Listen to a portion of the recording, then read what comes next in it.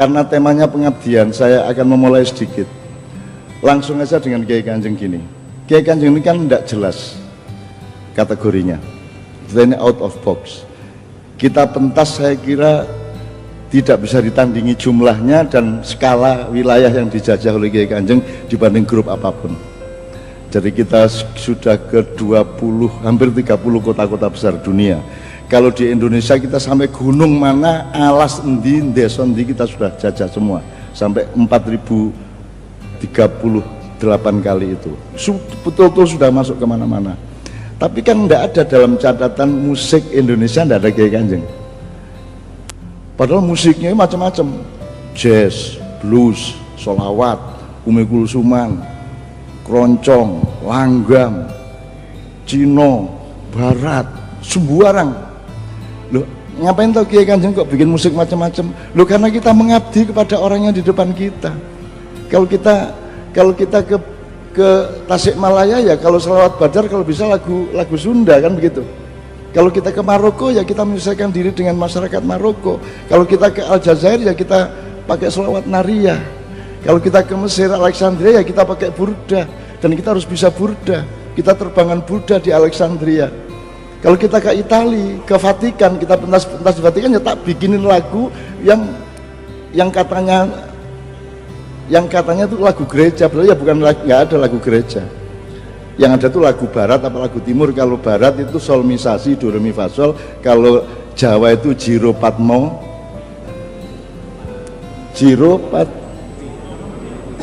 saya malah tidak bisa.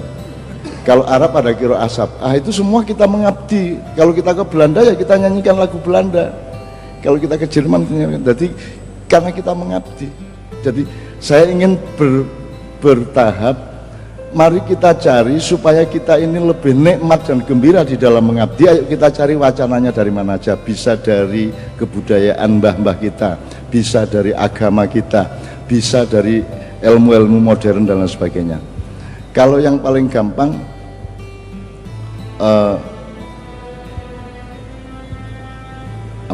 misalnya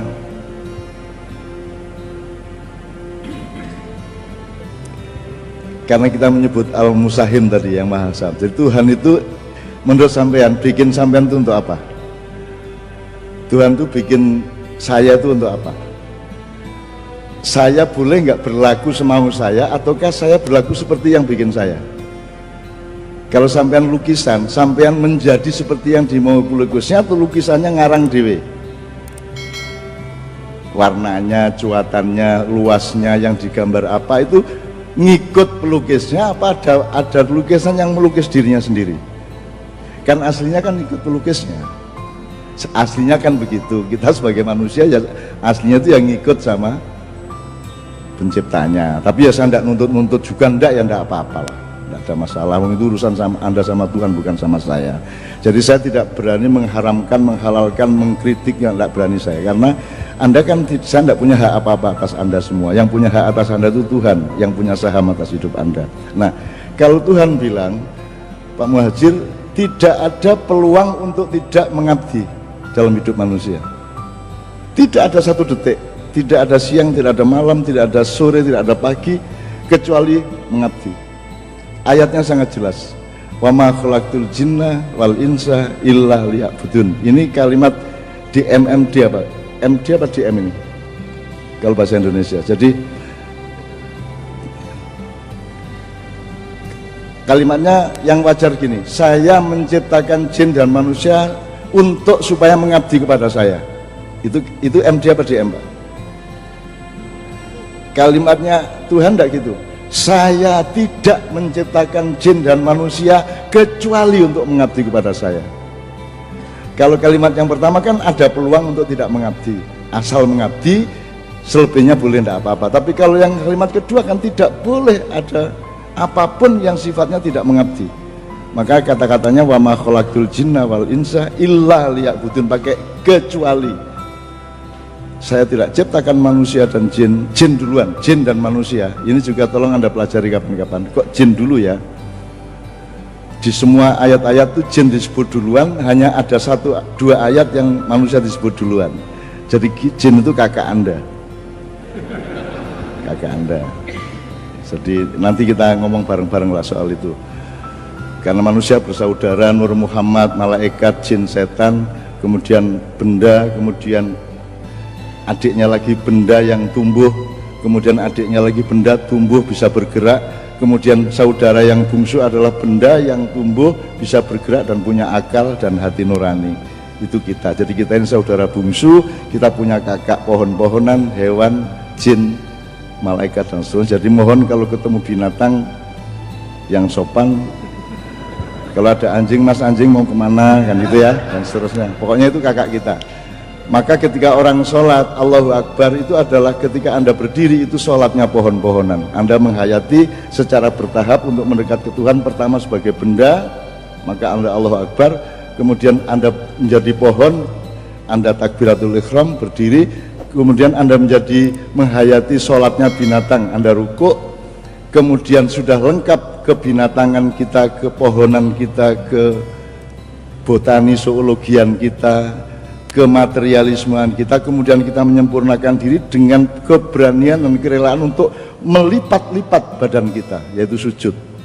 Wajah kita letakkan di tempat yang paling bawah, kita tekuk-tekuk ini, kemauan, ambisi itu kita kalahkan semua, maka kita bersujud. Jadi sujud itu adalah ilmu yang tertinggi dan kesadaran tertinggi, di mana wajah yang kita jaga setengah mati itu kita taruh di tempat yang paling bawah. Nah, jadi itu menurut saya itu setiap gerakan dan pose badannya merupakan olahraga jiwa raga yang luar biasa. Nah, Bapak sekalian, innadin wa ma khalaqtul jinna wal insa illa liya'budun, maksudnya gini. Jadi Anda sholat subuh 2 rakaat, entah yang teman-teman Nasrani ya, punya yang Nasrani dan agama lain kan punya syariat sendiri, kan tidak boleh tidak ibadah, nggak boleh. Jadi kalau kemudian kita ngopi, kok ngopinya harus dalam rangka ibadah, kan gitu. Kalau kita mandi, mandinya harus dalam rangka ibadah. Kita ke kantor harus dalam rangka ibadah.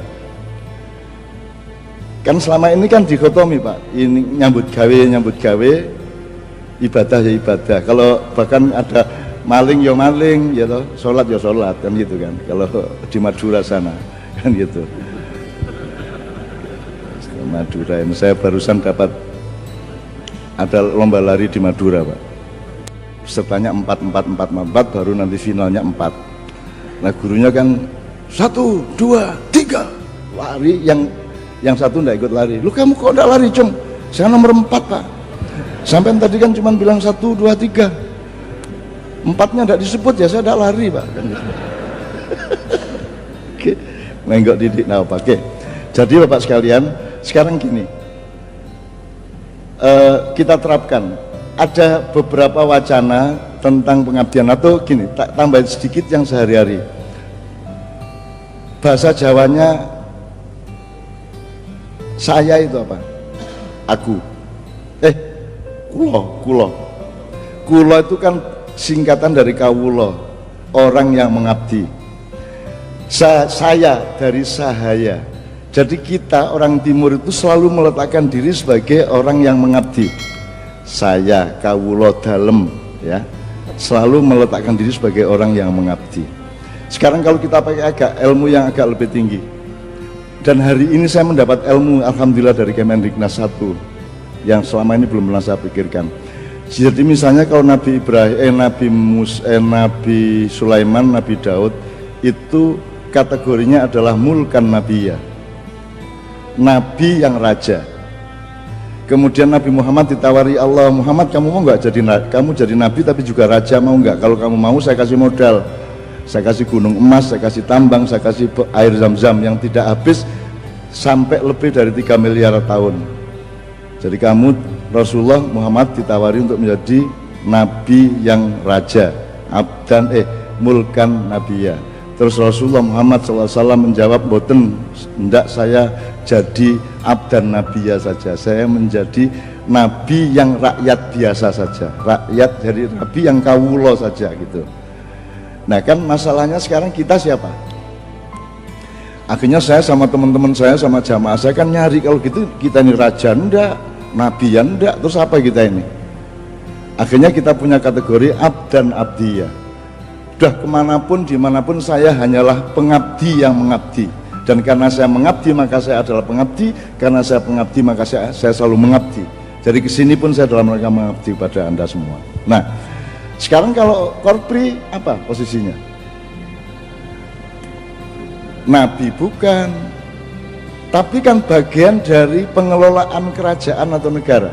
Berarti ada faktor mulkan. Muluk itu artinya pemilikan otoritas. Jadi korpri itu bagian dari, itu malaikatnya manusia. Jadi kalau malaikat itu kan stafnya Allah, dari kata muluk juga. Jadi malaikat itu bukan nama makhluk, malaikat itu nama jabatannya, itu malaikat. Nah, Anda semua korpri ini kan malaikatnya pemerintah Indonesia.